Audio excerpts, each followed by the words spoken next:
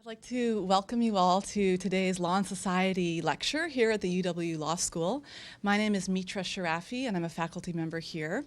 Our speaker today is Professor Kara W. Swanson, who is joining us from Northwestern University School of Law, where she's an associate professor.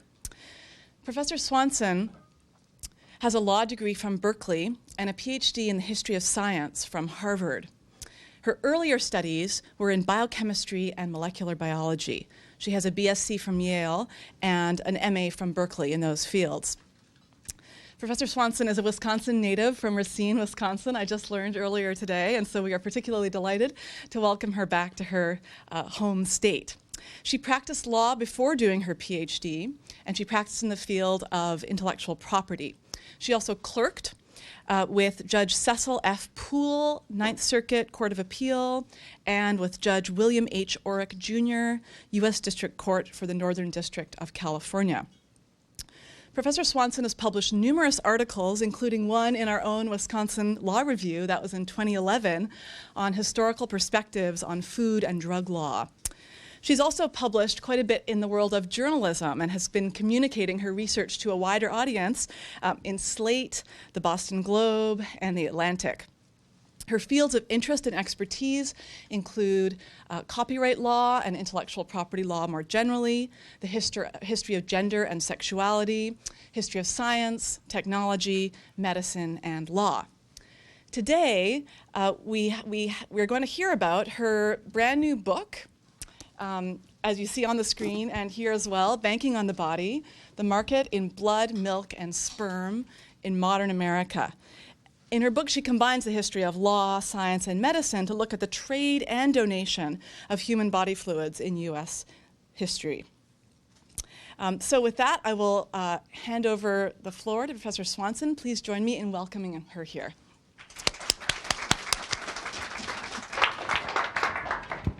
Thank you very much for inviting me here today to talk about my book project on body banks. And I'm really thrilled to be here in Madison for three reasons. One is probably why all of your law and society speakers are thrilled to be here, because of course this is the home of Willard Hurst, the famed legal historian who really taught us all to think about law and society and to think about law from the bottom up as it's created through the actions of individual people. And that's very much inspiration for this particular project. Those of you in the law school might not know that I'm also thrilled to be here because Madison is a powerhouse, long has been a powerhouse in the history of science and medicine, and that's another strand of this project. And then as Mitra said, I'm also thrilled to be here because this is my home state. I'm a native of Racine, and Madison was my first image of what a university should be. And it's still, I find astonishing that other places think that they're world-class universities when they don't have, for example, multiple lakes and their own brand of ice cream, right? So it's really a great pleasure to be here today to talk about this book. And as I said, this book takes what I consider to be a Hurstian approach to understanding property from the human body, using this on-the-ground analysis of how doctors and patients use these products in order to think about the much later development of law on the books and law from the bench, that is court decisions. So what is this property? Goodness. That I'm talking about.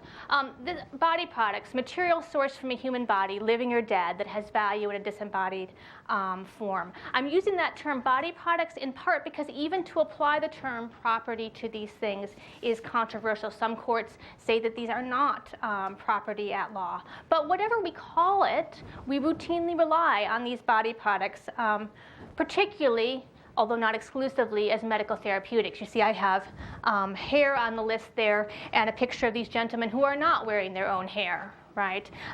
Hair for wigs has been a body product that's been exchanged in markets for centuries. But I'm going to set aside hair and really focus on body products used in medical treatment for the duration of this talk. And part of what I'm arguing to you is quite simple, that whatever we call it, whatever courts may say, these body products have been property in action for quite a long time. So given how controversial body products are and the question about whether they're property, I wanted to understand how they came to be so mundanely and routinely used, because somehow we move forward with their use even if we're not sure how to consider them in law. And as I thought about that, I realized that we manage them through this institution that we call a body bank. And you all know what a body bank is. It's an institution that collects, stores, and exchanges these body products. Not all body products are banked or bankable, as you can see looking at that list. But for over a century, the body bank has been the dominant way that we've talked about and experienced treating human bodies as a source of property and exchanging that body products between strangers. So as I thought about this a little bit more, I developed another question, which is why the bank? And if I can go back to my childhood in Racine for just another minute, my mom used to work in the blood bank at St. Luke's Hospital there, which is actually where I was born. There was never a time when I didn't know what a blood bank was and understand what that term meant. But as I thought about it as an adult, that's an odd term, right? Why do we refer to financial banks when we're talking about these body products that we're not even sure are property? And these cartoons are playing with that oddity, right? That sperm banks and blood banks are really not like financial banks. So I wanted to understand where the body bank came from and how it shaped our understanding of body products. So I investigated the first body products to be banked, which in historical order are human milk, blood, and sperm. Due to the pressures of time, I'm not going to get to sperm banks today, and to the interesting questions of gender and sexuality that I was able to explore in the book as I looked from one body product sourced exclusively from male bodies, sperm, and one sourced exclusively from female bodies, milk. But I'm happy to talk about that in the Q&A. What I do want to talk about today is start by thinking about the contemporary law and policy of body product exchange, sort of the end result of this history, where we are now. And then I'm not going to try and give you in a few minutes the 100 years of history that I cover in the book, but I want to describe body product exchanges that occurred in the first half of the 20th century in ways different than we experience today, and then put on my law professor hat and think about body products as property using some property theory as a way of analyzing that history. And then, in conclusion, to suggest a few lessons from that history to guide our law and policy going forward. So to go back to our list here. As you look at that list, you can, of course, see that body products vary. Some are bankable, some are not. Some come from living bodies, some only from cadavers. Different risks to the supplying body, different needs of the recipient. Do you need a new heart, or do you need some sperm?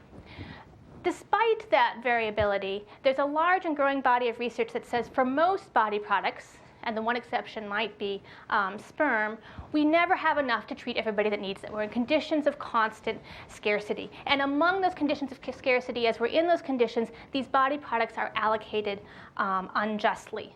So the best known, best studied problem involves organs, particularly kidneys. And this slide just shows you very quickly that the number of people waiting for kidneys keeps growing, and the number of people getting kidneys doesn't grow very much, right? Increasing scarcity. And the data show that in this situation, the poor and racial minorities are giving organs more often and getting organs less often, right? There's injustice in the allocation of these organs. You probably also know that there's a big difference in how we get sperm, which we have about enough of, and how we get organs, which we don't, right? Sperm banks offer payment to their suppliers.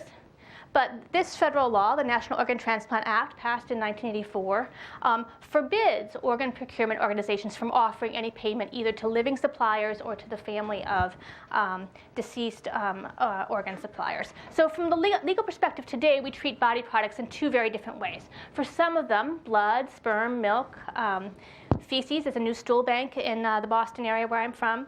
We don't regulate sales. You're allowed to buy and sell them. There are strong norms against buying and selling milk and blood, at least, but no law against it. And then for organs only, we ban sales by suppliers, and we force them to be gifts. You donate life. You don't sell life. And we do this based on a series of legitimate concerns. First of all, sales may seem morally or philosophically wrong, that they equate human worth with cold, hard cash, right? They propertize the human body, and that's simply wrong. But we also worry about it from practical policy-oriented perspectives. We worry about the recipients, right? In a free market, we know what happens. Those that can afford it get it, and those that can't don't, right? So we worry about that injustice in allocation. And we worry about the quality of what we've got, of the supply, that if money's on the table, people might be encouraged to hide medical conditions, to put diseased products into the supply, and that would endanger recipients. And we also worry about living suppliers, right? We worry that the poor might feel economically coerced into selling their body products and endangering their health. For example, these men who sold one of their kidneys. So we're worrying about three things. We're worrying about injustice to recipients in terms of the allocation, problems with the supply, and problems with the supplier. These are all legitimate and important worries. The problem is today that our current situation does not manage to avoid these harms even as we ban sales. I just told you the data shows we have unjust allocation of organs. We have this international gray market that harms suppliers like those men I just showed you. And the AIDS crisis of the 1980s showed that gifted blood could be as deadly as bought blood for those who received HIV-infected blood. So this on-off approach, either gift or sales, sometimes that's called the gift-commodity dichotomy, that gives us only these two policy choices, is not working very well. So what I want to argue to you is that while our current legal regime tries to answer and address these three harms by saying one question, right? Is the supplier paid, right? Gift or sale, that's how we're going to avoid these harms. That historically, we address these worries differently. So formally, rather than thinking about them as harms to be avoided, we thought about them in a positive form as goals for body product exchange, goals that might possibly be advanced by supplier compensation. What are the goals, right? Making body products available on the basis of need, not just ability to pay, having a safe and adequate supply, and treating suppliers fairly, and in fact, perhaps even promoting their health by the ways they participate in these exchanges. As opposed to today's single question, right? Is the supplier paid? So let's look at that history for a few minutes. As I told you, I'm concentrating on body products used for medical treatment. And so the people that were creating them and exchanging them in systematic ways in the first decades were doctors. They wanted them to treat their patients. They wanted a reliable and safe supply, right? They wanted to be able to say, nurse, hand it to me, right? And then they have it, they can use it. And pretty much the first thing these doctors turned to incentivize suppliers was cash. Money to sell your milk, money to sell your blood. Gifting was terrific, but buying was absolutely fine with them. In fact, nobody thought that women would or should give up their breast milk for free to strangers. After all, they could make money as wet nurses, and they had been for centuries. So doctors developed what they called mother's milk stations beginning in about 1910 to replace wet nursing, a service, with bottles of breast milk, property they could control, property in action.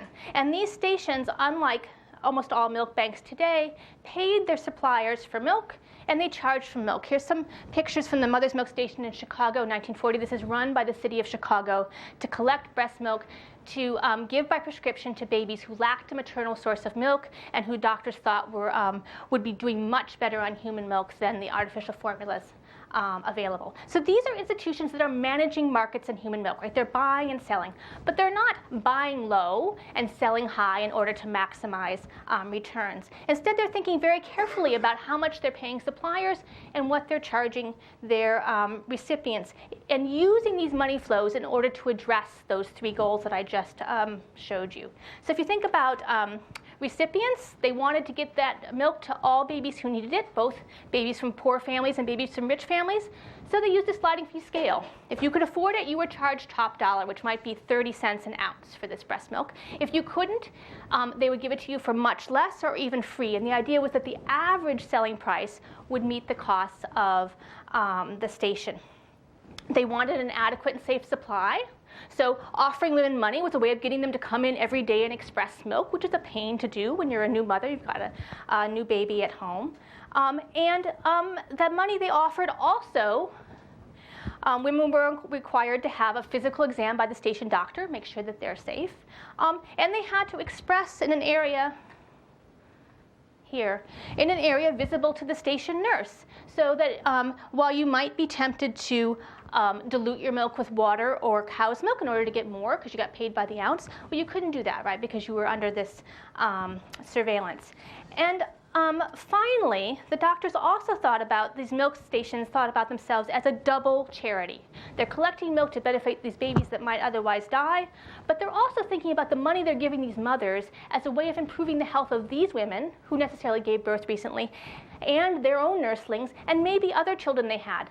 Why? Because instead of weaning their baby, endangering that baby's health, and going out of the home at wage labor, they could stay home, keep breastfeeding their baby, best for that baby's health. They would be home with their other preschool children, improving their chances in life. It was a win-win as far as the doctors saw this. Furthermore, of course, these mothers were not just getting money, they were getting free medical care. This is before health insurance. They're getting postpartum visits that they wouldn't otherwise get. In Chicago, they're required to drink a quart of cow's milk, which is handed to them every time they express. Free nutritional supplements for these women who are breastfeeding, right? Helps maintain their health. And in fact, in 1943, when the American Academy of Pediatrics issued guidelines for how to run a mother's milk station, they said, you should pay these donors, and you should pay them enough to ensure good standards of living and relief from financial worry. That's part of your mission as a milk station. All right, so let's talk about blood in this period a little bit. Using blood as a body product was definitely much trickier, right? We had a long tradition of wet nursing. We did not have a long tradition of giving your blood to other bodies. But once blood transfusion became a viable treatment, around the 1910s again, doctors again were like, okay, how do we get this stuff? We offer cash for this. And in fact, over time, doctors learned to prefer what they called a professional donor. Think about that phrase, a professional donor, somebody who's earning money, and a profession means, of course, that you're serving as well as just getting wages for labor. It's a service profession. They liked the professional donor as somebody who was more efficient and more safe. Both hospitals and standalone for-profit registered agencies set up these registries of willing blood sellers, these professional donors. That meant for doctors that rather than taking the time to determine the blood type of a volunteer that happened to be right there and relying on their verbal assurance that they were healthy, they could call up a registered professional. Their blood type was already taken. They'd submitted to a medical exam. They knew what to do. They were ready to go, right? Safe and adequate supply. And these examples from the press talk about how blood selling was lauded as a worthy job, an admirable job, a way of earning money for your family. And these professional blood sellers were almost exclusively men, so they talk about them earning money for the family table. So the professional blood donor is great. We've got a safe and adequate supply. We're paying attention to the health of suppliers. What it doesn't do is help the doctor who wants to treat a patient who's too poor to pay the professional donor, right, to meet that first goal of justice in allocation. Because you're selling blood in an individual supplier to recipient exchange, so creating that very problem we're worried about today, that those can afford it, get it, those who can't, don't. And in the case of blood, die because they can't get blood. So the medical solution to this problem was to transform blood into property that doctors could own and allocate in their medical discretion by creating a stored inventory of blood and an accounting system to manage it. That's what we know today as the blood bank. So the blood bank is a move by doctors in the late 1930s based on this medical vision that they wanted to make blood available to all who needed it. Here's a very early blood bank. That's the hot new technology in 1938. It's the refrigerator. And Dr. Bernard Fantis, the man who created the first blood bank. What did the blood bank do? Well, it allowed patients who lacked the money to pay for a professional donor and had no friends or family available to give blood when they needed it to receive blood as a loan from the bank and then pay it back later in kind. themselves after they recovered or from a friend or family member. But the key thing was that they had these accounts and all pints of blood were considered equivalent. And it didn't matter if the pint of blood that came in to pay your loan was at the moment you needed it, that it was going to go right in your body. No, it would go into the supply. It didn't matter if it was the same blood type as yours or not, right? So you didn't have to find somebody who matched. You just had to eventually get another pint of blood back in there. The blood bank didn't eliminate the paid donor. In hospitals that treated people who had enough money to pay, you could choose to pay back your loan with cash. And then the blood bank would take the cash and pay a professional donor to get the blood they wanted. And blood banks kind of liked that because then they could choose the type that they were putting into their inventory. But what the blood bank did is it changed the nature of blood as property in action, right? It enabled doctors who controlled it to fulfill that historic goal of justice and allocation of blood supply. So in the book, I trace how that term, bank, which was chosen very deliberately by Fantis to encourage us to think about it in this way, spread from blood to other body products, and how as blood banks became ubiquitous in the late 40s and throughout the 1950s, making blood the most common body product as it is today, right? That's the one we experience the most. The banking metaphor itself helped promote a transition from a historic focus on these three goals to where we find ourselves today, with a single focus on supplier compensation as the key question to manage all those concerns. I don't have time, unfortunately, to recount that history here because it involves a lot of different factors. I just want to list some of the things that were involved in that. There were fights about government-funded health care. Does that sound familiar, right? You probably know we've been fighting about that in this country for a very long time. There was the development of strict product liability and tort law had a role to play in this story. The chronic problem of racism in American society is part of this story, as well as the increasing concern in the 50s and 60s among both doctors and the lay public of fears of hepatitis, blood-borne disease in the blood. All of these factors together contributed to a new belief, both medical and lay, that payment for body products caused harm rather than solved harms. And by the mid-1970s, the blood banks had voluntarily agreed to eliminate the professional donor. All right, I've told you there's no law against selling your blood, but they agreed that they would no longer buy blood almost completely, and replacing them with a figure that we know today, right, the altruistic blood donor. So there's a story of the fall from grace of the professional donor. And just as that banking metaphor arose in the context of blood and then spread to other body products, I mentioned the word milk banks, right? We now call the successors to Mother's Milk stations milk banks rather than stations. This backlash against cash exchanges for body products also spread from blood to other body products. If it's dangerous and problematic for blood, it must be dangerous and problematic for milk and for other things. What that meant is just as organ transplants are becoming more successful at this time in the 1970s, there was a doctor who had the same idea as the pediatricians and surgeons in the early part of the 20th century. We need a safe and adequate supply. I'm going to set up a registry and I'm going to pay people to be organ donors. But in the early 80s, as opposed to the 1910s, this idea hit a quick negative reaction, leading to the federal law that said no. We know now, this is what we understand, that the professional donor is actually a bad idea and we're going to ban it for organ sales. So now I just want to spend some time analyzing this history and drawing connections back to where we started, right? What I said is a current dissatisfying law and policy of body products. So I want to take my Hurstian analysis of body products as property in action, right? I haven't been talking about law. I've been talking about what people did. And think about it through the lens of property law and property theory. And in order to do that, I want to draw on the work by Greg Alexander in this book he published some years ago. He's a legal historian and property scholar. And he wrote this book that traced the ongoing dialectic over the course of American history between property as commodity, what we might call market property, and property as propriety, what we might call civic property. And these two theoretical approaches, which have also been discussed by other property scholars, Carol Rose has written in this area, differ in their understanding about the relationship between property and markets and the relationship between individual freedom and social order. the market property perspective is that's very familiar to us here in the 21st century, right? Property is simply that which is exchanged in markets. And through those market exchanges, we satisfy individual preferences, and that gives us social order, right? The invisible hand of the market idea. The civic property perspective is less familiar, but it was very dominant in the early Republican United States. And Alexander traces how it was increasingly marginalized throughout the 19th and 20th century. And it starts with a normative vision of the public good. What are we trying to do with property? And then thinks about property exchanges and creation, both market and market, from the perspective of that vision. And that's how we're going to advance individual freedom and social order. And in his book, Alexander argues that while the market property perspective was very dominant in American law by about 1970 when he ends his book, and those of you who are familiar with the law and economics movement could nod your heads, right? Very dominant in American law. He argued that the civic property perspective was more robust than many had realized and has persisted as a strain in American legal thought. And actually, since writing this book, Alexander and others have devoted themselves to thinking about ways of applying and expanding this civic property tradition.